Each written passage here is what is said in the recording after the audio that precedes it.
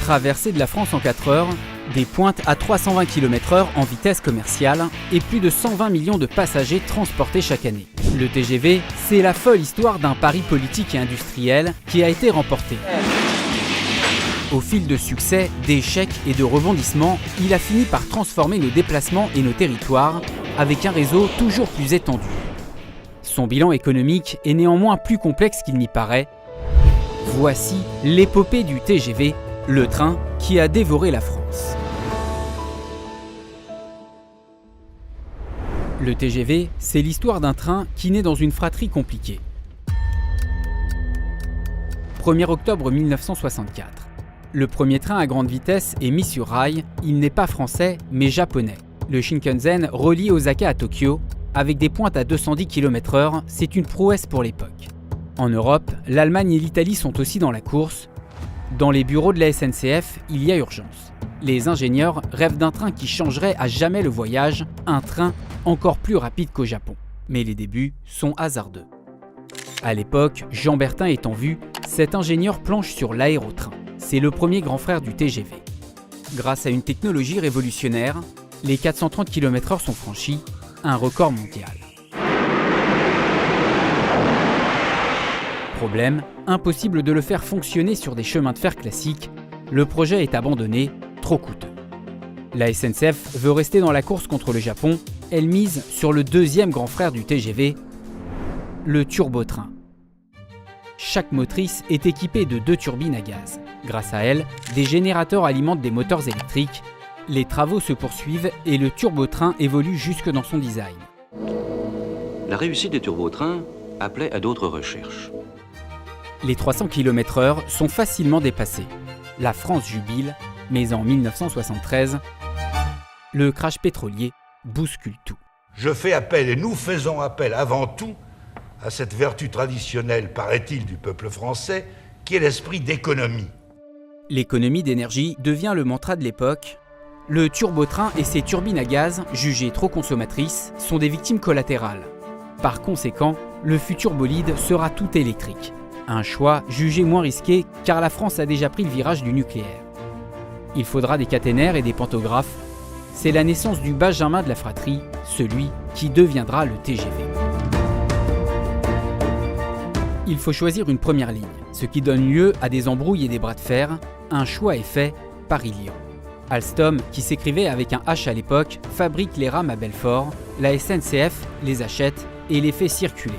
Puis, après des années d'efforts acharnés, la France inaugure enfin son train à grande vitesse. 1981. Inauguration à la mesure de l'événement. C'est le président de la République qui ouvre la voie au nouveau TGV.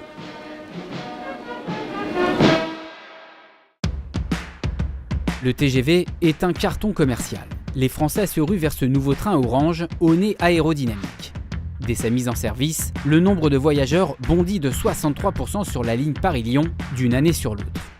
Avec un billet TGV, on achète avant tout la vitesse. Il fallait 4 heures de train pour un Paris-Lyon.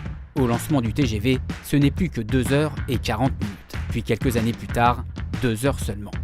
Les Parisiens peuvent aller jauger les bouchons lyonnais le temps d'un week-end. Les Lyonnais tester l'amabilité des serveurs parisiens. Le succès du TGV est dévorant. La France veut construire des lignes partout. Le projet n'est pas un long fleuve tranquille. Chaque tracé nécessite des années d'études. Il faut éviter les virages trop secs, sonder la nature des sols, mesurer les impacts socio-économiques et préparer des débats publics. Surtout, il faut des terres, beaucoup de terres. La SNCF doit négocier avec ceux qui les possèdent. Bien souvent, c'est un déchirement. On m'a jamais donné un sou à moi. Alors moi, je resterai ici. Vous m'abattrez avec la baraque si vous voulez, j'en ai rien à foutre. Mais je m'en irai pas. Autre problème, dans les villes, le TGV attire autant qu'il révulse. Tout le monde veut les avantages, sans les inconvénients. Lorsqu'une nouvelle ligne est annoncée, les élus se battent pour obtenir une gare dans leur ville, mais veulent que les rails soient construits ailleurs. Les nuisances sonores ne sont pas les bienvenues. Le président François Mitterrand lui-même s'en plaint lorsqu'il va voir sa sœur en Saône-et-Loire. Après Paris-Lyon, les lignes TGV se multiplient. Elles sont choisies en fonction des volumes de trafic et des gains de temps possibles. Le réseau est centré sur Paris. Il s'étend vers l'ouest, vers le nord avec Lille, désormais à 1 heure de la capitale. Eurostar l'envoie même jusqu'à Londres grâce au tunnel sous la Manche, le sud enfin avec le tronçon Paris-Marseille en 3 heures seulement. En parallèle de sa carrière commerciale, le TGV bat plusieurs records de vitesse expérimentale. Et avec le temps, les rames se modernisent. Un deuxième étage voit le jour.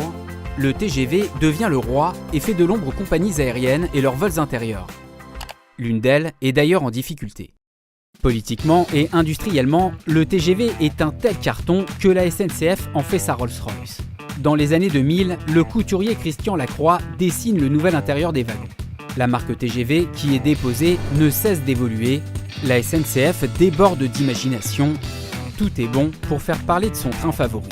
Elle ose le train boîte de nuit 3 années durant.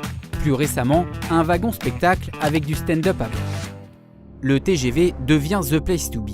Mais en 2015, un événement grave se produit. Le train a déraillé peu après 15 heures dans cette rame qui effectuait des essais sur le nouveau tronçon à grande vitesse au nord de Strasbourg. 49 personnes étaient à bord. Le bilan est lourd. 11 personnes perdent la vie dans le drame. Au milieu des années 2010, le modèle tout TGV s'est imposé. Mais depuis quelque temps déjà, il ne fait plus l'unanimité. À cette période, la Cour des comptes jette un pavé dans la mare. Les nouvelles lignes sont de moins en moins rentables. Le nombre très important de dessertes devient contradictoire avec la notion même de grande vitesse. La marge dégagée par cette activité dans son ensemble diminue et couvre chaque année un peu moins le déficit des autres activités ferroviaires de la SNCF. Les nouvelles lignes à grande vitesse requièrent des chantiers pharaoniques et des terrains. Résultat, la facture flambe. Le coût de construction de chaque kilomètre a ainsi été multiplié par 5 en 30 ans. La Cour des comptes pointe également que les TGV bénéficient surtout aux voyageurs aux revenus les plus élevés. Toute une partie des clients se dirigent ainsi vers des alternatives comme l'autocar, moins rapide mais moins cher.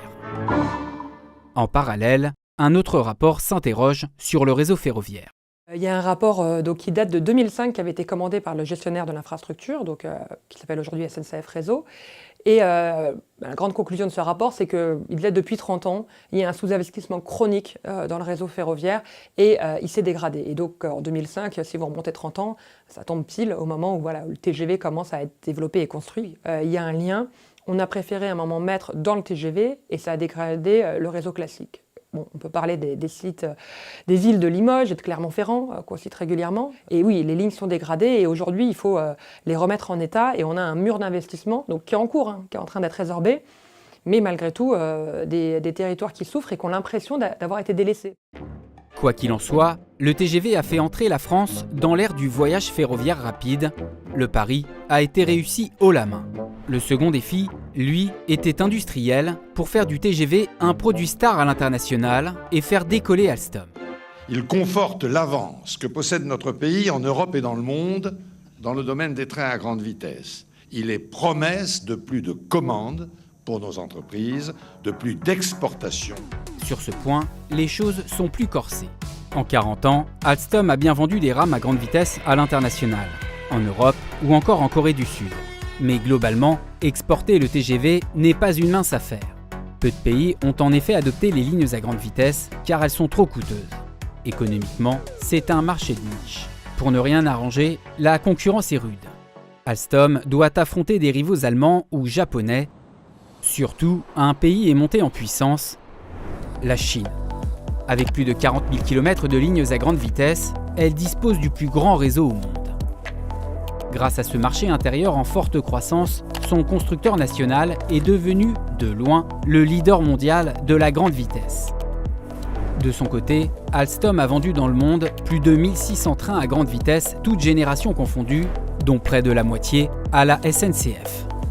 Autrement dit, la dépendance au marché français est restée forte. Dans la construction ferroviaire, je pourrais vous en citer Alstom, Siemens, CAF, Ansaldo Breda, Hitachi Rail. Voilà, il y a différentes entreprises, Talgo. Il y a beaucoup plus d'entreprises qu'on peut le trouver dans l'aérien où on a vraiment un champion américain et un champion européen. On n'a pas de champion européen du rail pour l'instant. Malgré tout, Alstom continue d'innover. Avec le TGV-M, le dernier né de la famille arbore une architecture nouvelle. Objectif, remporter des contrats alors que le marché mondial connaît une nouvelle effervescence. Avec les enjeux climatiques, de plus en plus de pays investissent dans les lignes à grande vitesse. Des projets importants sont annoncés, Alstom pourrait en bénéficier. Pour cela, les ingénieurs ont planché sur un TGV nouvelle génération. Connecté et modulable, il transporte toujours plus de voyageurs tout en réduisant la consommation d'énergie. Ironie de l'histoire, aujourd'hui, le gain de vitesse n'est plus une priorité. Un changement de paradigme pour le TGV.